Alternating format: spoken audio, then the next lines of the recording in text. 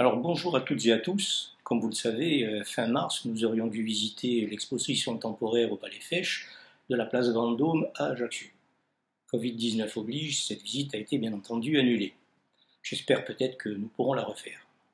Mais ça m'a donné l'idée de vous conter l'histoire de cette statue, et surtout de la tête, une histoire assez rocambolesque. Alors bien sûr, ça ne remplace pas la visite guidée, ni les commentaires avisés des guides du musée. Mais ça va nous permettre de faire une balade dans notre histoire nationale et de suivre le parcours de cette statue, un parcours assez mouvementé. Alors, allons-y.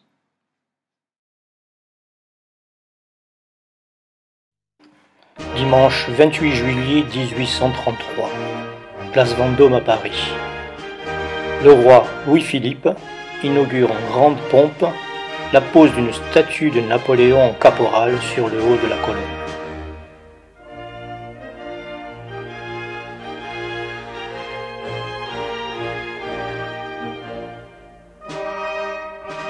Pourquoi l'hommage d'un roi à celui que sa famille qualifiait d'usurpateur?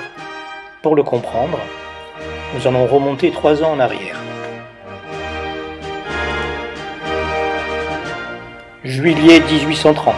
Charles X, au pouvoir, tente, par un coup de force constitutionnel, d'entraver la majorité libérale élue. C'est un véritable casus belli. En réponse, les Parisiens se soulèvent, dressent des barricades dans les rues et affrontent les forces armées. Ce sont les célèbres Trois Glorieuses, immortalisées par Delacroix. Charles X prend la fuite, et après d'âpres discussions, le duc d'Orléans est proclamé roi des Français, et non roi de France, sous le nom de Louis-Philippe Ier.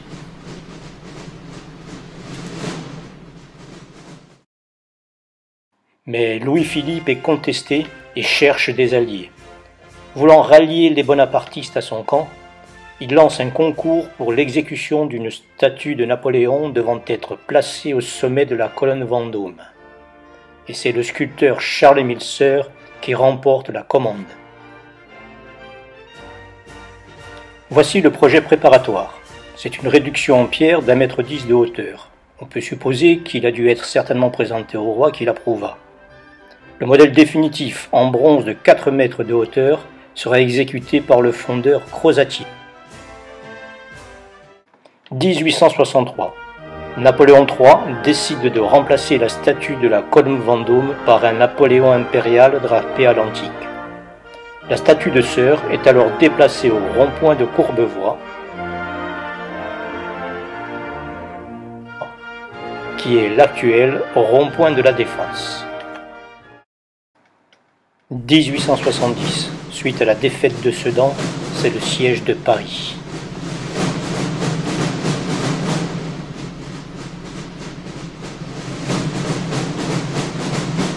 La statue est déplacée, mais en arrivant près du pont de Neuilly, elle se retrouve immergée dans la Seine.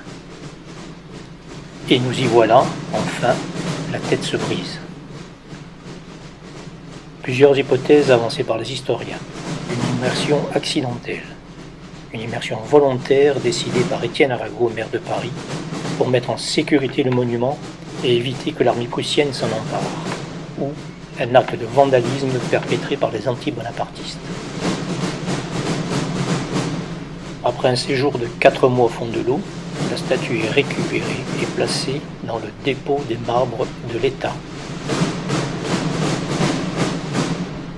À noter qu'en 1871, la colonne Vendôme sera démolie et elle sera reconstruite en 1873.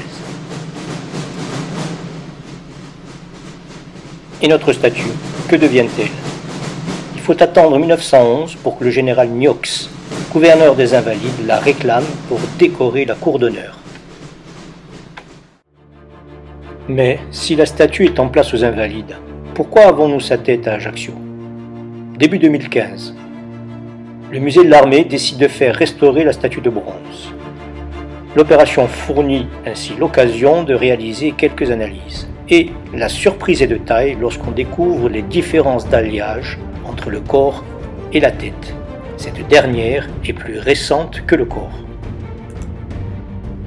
On pense qu'il s'agit d'un surmoulage effectué par le fondeur, estimant sans doute que la tête d'origine était trop endommagée. Ok, d'accord, mais où est donc passée la tête d'origine? L'un des conservateurs en chef du patrimoine du musée de l'Armée, Sylvie Leray-Burimi, mène l'enquête. Un dossier de 1935 mentionne bien l'attribution par l'État au musée d'Ajaccio d'une tête en bronze d'une statue de Napoléon Parceur, mais sans plus de précision. La conservatrice entre alors en contact avec notre ami Philippe Perfettini, chargé du patrimoine napoléonien au Palais Fèche, pour obtenir quelques détails. En voici l'histoire. La tête est arrivée à Ajaccio dans le contexte des célébrations du centenaire de la mort de Napoléon en 1921. Commence alors une longue période d'errance puisqu'elle ne trouve pas de destination et n'est pas exposée. On la retrouve dans les années 60 dans un bas-côté de la chapelle impériale, puis dans les années 80, elle est retrouvée au fond d'un réduit de la mairie annexe de Mezzaville par Marie-Dominique Roche, alors conservateur des musées de la ville d'Ajaccio. C'est alors qu'elle est, enfin, rapatriée dans les réserves du Palais Fèche. Alors permettez-moi ici un petit aparté historique. Le 18 mars 1938, c'est le transport de la statue de Napoléon vers le Casone. Cette cérémonie est voulue par le Front populaire et acceptée par la municipalité. Et le 15 août, c'est l'inauguration du monument. Vous l'avez deviné, cette statue est l'exacte réplique de celle des Invalides.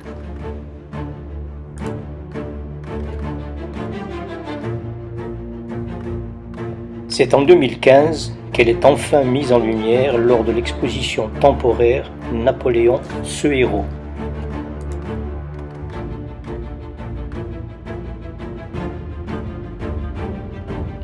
En 2017, nouveau trajet.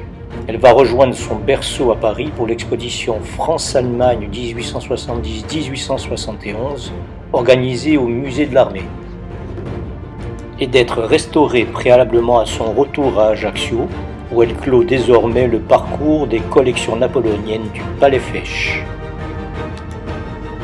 Alors laissons le dernier mot à Philippe Perfettini. Il est amusant de relever que la tête originale de la statue est à Ajaccio, berceau de Napoléon, tandis que le corps, orné d'une tête de substitution, est aux Invalides, tombeau du même Napoléon.